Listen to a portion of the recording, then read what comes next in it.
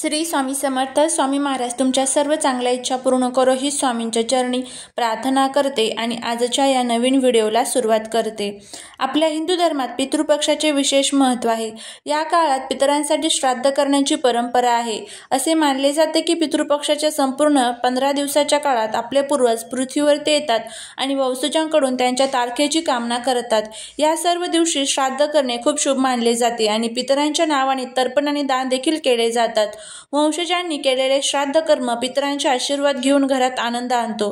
दरवर्षी पितृपक्ष भाद्रपद महिन्याच्या पौर्णिमेपासून सुरू होतो आणि अमावस्येला संपत असतो. या सर्व दिवशी वेगवेगळ्या तारखांना श्राद्ध केले जाते आणि पितरांसाठी कृत्य केली जातात. यावर्षी पितृपक्ष हा भाद्रपद महिन्याच्या पौर्णिमेपासून सुरू झालेला आहे आणि अमावस्येला संपत असतो. या सर्व दिवशी वेगवेगळ्या तारखांना श्राद्ध केले जाते आणि पितरांसाठी कृत्य केली जातात. यावर्षी 2025 मध्ये 7 सप्टेंबर रोजी पितृपक्षाची सुरुवात झालेली आहे आणि 21 सप्टेंबरला पितृपक्षाची समाप्ती होणार आहे. तुम्हाला श्राद्ध आणि तर्पणाच्या तारखी ज्या आहेत तर त्या बघायच्या आणि त्यानुसार आपल्या पूर्वजांचं श्राद्ध जे आहे तर ते आपल्याला घालायचं. असं मानलं जातं की या काळात केलेली भक्ती आणि त्याचबरोबर श्राद्ध यामुळे व्यक्तीला चांगले कर्म आणि त्याचबरोबर समृद्धी देणारे जे मार्ग आहेत तर ते मोकळे होतात. वंशाच्या वाढीसाठी सुद्धा हे जे कार्य आहे तर ते मदत करत असते. श्राद्ध या शब्दाचा अर्थ भक्तीने केलेले कर्म, म्हणून या काळात सर्व कर्म पूर्ण भक्ती, नियम आणि निष्ठाचाराने करावेत. पितृपक्षात अभिजित मुहूर्तावर श्राद्ध करणे विशेष फलदायी मानले जाते, कारण हा काळ पूर्वजांच्या आत्म्याच्या शांतीसाठी सर्वोत्तम मानला जातो. जर तुम्ही या काळात पूर्वजांच्या नावाने अर्पण केले आणि घराच्या दक्षिण दिशेला दिवा लावला तर जीवनात कल्याण होते आणि पूर्वजांचे आशीर्वादही राहतात. या काळात पूर्वजांच्या शांतीसाठी दान करणे देखील महत्त्वाचे असते. पितृपक्षात भक्तीने केलेले प्रत्येक काम केवळ पूर्वजांना संतुष्ट करत नाही तर जीवनात सकारात्मक ऊर्जा आणि आनंद आणि शांती देखील आणते. यावेळी पूर्वजांसाठी तर्पण इत्यादी करणे विशेष फलदायी मानले जाते. त्यामुळेच या पितृपक्ष जोपर्यंत चालू आहे तोपर्यंत आपल्याला एक अतिशय प्रभावी असा उपाय करायचा आहे. आपल्याला पितृपक्षामध्ये कावळ्याला घरासमोर ही एक वस्तू खाण्यासाठी ठेवायची आहे, जेणेकरून आपले पितृ जे आहेत तर ते आपल्यावरती तृप्त होऊन आशीर्वाद देतील. घरातील इडापिडा नजरबाधा 24 तासामध्ये संपेल. आपल्या घराची, पतीची, मुलांची प्रगती होईल. घराची प्रगती कोणीच थांबवू शकणार नाही. आता हा उपाय कसा करायचा आहे याबद्दलची संपूर्ण माहिती या आजच्या व्हिडिओमध्ये मी तुमच्यासोबत शेअर करणार आहे. त्यामुळे व्हिडिओ हा स्किप न करता शेवटपर्यंत पाहत राहा. चॅनलवरती नवीन असाल तर सबस्क्राईब करा आणि असेच माहितीपूर्ण नवनवीन व्हिडिओ पाहण्यासाठी बेल आयकॉनलाही प्रेस करा, म्हणजे जेव्हा कधी मी नवीन व्हिडिओ अपलोड करेल त्याचं नोटिफिकेशन सर्वात अगोदर तुम्हाला भेटेल आणि तुम्ही एक पण व्हिडिओ मिस करणार नाही. कावळ्याला पितरांचे प्रतीक मानले जाते, कारण का असं म्हणतात की पितरांचा आत्मा कावळ्याच्या रूपाने येऊन आपल्या वंशजांकडून भोजन आणि पूजा स्वीकारतो. कावळा न थकता लांबचा प्रवास करू शकतो, त्यामुळे आत्मा त्याच्या रूपात सहज एका ठिकाणाहून दुसरीकडे जाऊ शकतो. याच कारणांमुळे पितृपक्षात कावळ्याला भोजन दिले जाते.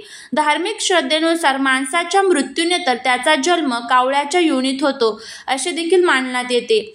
आपल्या पौराणिक कथेनुसार असं देखील म्हणण्यात येतं की इंद्राचा पुत्र जयंत याने सर्वप्रथम कावळ्याचे रूप धारण केले होते. या कावळ्याने वनवासात असणाऱ्या सीतेला जखमी केले. त्यावर सीतेने त्याला शाप दिला. तो अशा पद्धतीने की सीतेने त्याला तू अशुभ समजले जाईल, तसेच तुला कोणी स्पर्श करणार नाही असा शाप दिला आणि श्रीरामचंद्रांपाशी कावळ्याची तक्रार केली. श्रीरामचंद्रांनी जवळ पडलेली दर्भाची काडी फेकून कावळ्याला मारली. त्या काडीने कावळ्याच्या एका डोळ्याचा वेध घेतला. तेव्हापासून त्याला एकाक्ष नाव पडले. यानंतर जयंताने आपण केलेल्या कृत्याबाबत श्रीरामाची माफी मागितली. तेव्हा श्रीरामाने त्याला उशाप दिला. मनुष्य मृत्यू झाल्यानंतर त्याच्या पिंडाला तू स्पर्श केल्याखेरीज त्याचा आत्मा मुक्त होणार नाही. याच वेळी ही दर्भाची काडी देखील महत्त्वाचे कार्य करेल. तेव्हापासून कावळ्याला पितरांचा दूत मानले गेले. तसेच कावळ्याला भविष्यातील घटनांचा अभ्यास होतो असे देखील म्हणतात. तर सकाळी कावळा ओरडला की कोणी पाहुणे येणार आहे असं देखील म्हटलं जातं. पितृपक्षात कावळ्याला भोजन देणे हे विशेष महत्त्वाचं मानलं जातं. कारण का तर पितृपक्षात कावळ्यासोबतच गाय, कुत्रा, त्याचबरोबर कावळा यांना भोजन दिले जातं. गायीला भोजन दिल्यामुळे पितरांचे आशीर्वाद मिळतात, तसेच घरात सुख समृद्धी टिकून राहते. कुत्र्याला भोजन दिले तर पितरांच्या आत्म्यात शांती मिळते आणि सुख समृद्धी घरामध्ये टिकून राहते. अशाच पद्धतीने जर कावळ्याला भोजन दिले तर आपल्या पितरांचा आत्मा हा तृप्त होतो आणि ते आपल्याला आशीर्वाद देऊन घराची भरभराट होत असते. तर इतकं महत्त्व हे आपल्या पितृपक्षामध्ये कावळ्याला आहे. तर कावळ्याला घास देणं हे खूप महत्त्वाचं आहे. तर हा पितृपक्ष संपण्यापूर्वी तुम्हाला हा जो उपाय आहे तर तो करायचा आहे. हा उपाय जर तुम्ही केला तर नक्कीच तुम्हाला याचा फायदा होईल. बघा काय होतं, ज्या वेळेस आपल्या घरावरती किंवा आपल्यावरती हा पितृदोष असतो त्यावेळेस कधीच आपल्याला कोणत्याच कामामध्ये यश मिळत नाही. घरामध्ये सतत अडचणी आणि अडथळ्यांचा आपल्याला सामना करावा लागत असतो. घरामध्ये सुख, शांती, समृद्धी ही टिकतच नाही. पती पत्नीमध्ये सतत भांडण, कटकट, वादविवाद जे आहे तर ते होत असतात. कोणतंही काम हातामध्ये घ्या, त्या कामामध्ये आपल्याला यश मिळत नाही. त्याचबरोबर घरामध्ये लक्ष्मी टिकत नाही. आलेला पैसा हा कुठे ना कुठे खर्च होऊन जात असतो. त्याचमुळेच आपल्या घरातील हे सर्व जे काही दोष आहे, दुःख आहे, दारिद्र्य आहे, त्याचबरोबर आपल्या घराची, पतीची, मुलांची प्रगती जर थांबून गेलेली असेल, जीवनामध्ये सतत अडचणी आणि अडथळ्यांचा सामना करावा लागत असेल, लक्ष्मी ही साथ देत नसेल, तर अशा अनेक प्रकारच्या समस्या ज्या आहेत तर त्यासाठी हा उपाय अतिशय कारगर आपल्यासाठी ठरू शकतो. फक्त कोणताही उपाय करत असताना तो भक्तीने आणि श्रद्धेने करणं हे तितकंच महत्त्वाचं आहे. तर आता हा उपाय कसा करायचा आहे ते आपण जाणून घेऊया. तर पितृपक्षाच्या 15 दिवसांमध्ये तुम्ही कधीही हा उपाय करू शकता. तुम्हाला वाटलं आपल्याला हा उपाय पितृपक्षाचे 15ही दिवस करायचे आहे, करू शकता, काहीच अडचण नाही. रोज देखील तुम्ही हा उपाय करू शकता. ज्या दिवशी तुम्ही हा उपाय करणार आहात ना तर त्या दिवशी घरामध्ये सुतक, पिरियड्स अजिबात नसावे याची आपल्याला काळजी घ्यायची आहे. घरातील महिला किंवा त्याचबरोबर पुरुष हा उपाय करू शकते, काहीच अडचण नाही. त्यानंतर आता सर्वात प्रथम आपल्याला काय करायचं आहे, आपली रोजची जी घरातील देवपूजा असते ना तर ती करून घ्यायची आहे आणि त्यानंतर तुम्हाला हा उपाय करायचा आहे. दिवसभरामध्ये कधीही तुम्ही हा उपाय सौरपित्री अमावस्येपर्यंत करू शकता. सौरपित्री अमावस्या ही खूप अशी पवित्र अमावस्या असते. या अमावस्येच्या दिवशी जर तुम्ही हा उपाय केला तरी याचे फायदे तुम्हाला होतील किंवा मग तुम्ही इतर दिवशी देखील हा उपाय करू शकता.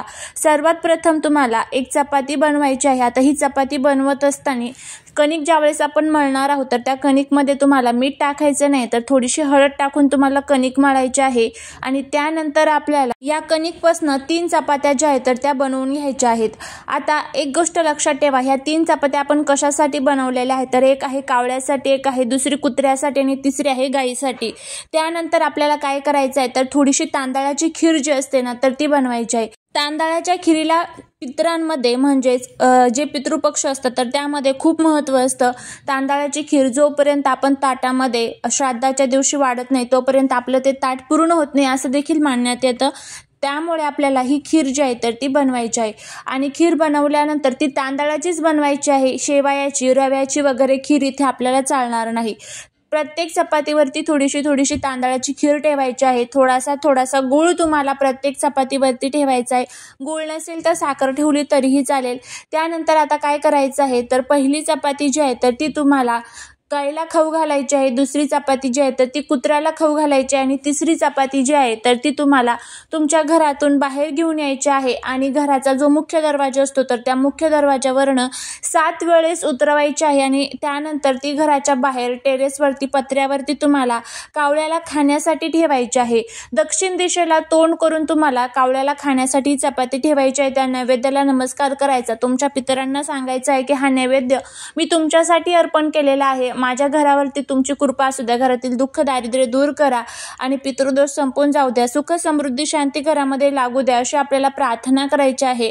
जोपर्यंत पशु पक्षी कावळे ही चपाती खाऊन घेतील आणि उरलेली जी आहे तर ती नंतर तुम्ही निर्माल्यामध्ये टाकून देऊ शकता. अशा पद्धतीने तुम्हाला हा जो उपाय आहे तर तो करायचा आहे. अगदी साधा सोपा उपाय आहे, तुम्ही करून बघा, याचा नक्कीच तुम्हाला फायदा होईल. झालेली सेवा ही महाराजांच्या चरणी रुजू करते. व्हिडिओ जर आवडला असेल तर लाईक, शेअर आणि सबस्क्राईब करायला विसरू नका. भेटूया पुढच्या एका छानशा नवीन व्हिडिओत एका नवीन माहितीसोबत. श्री स्वामी समर्थ.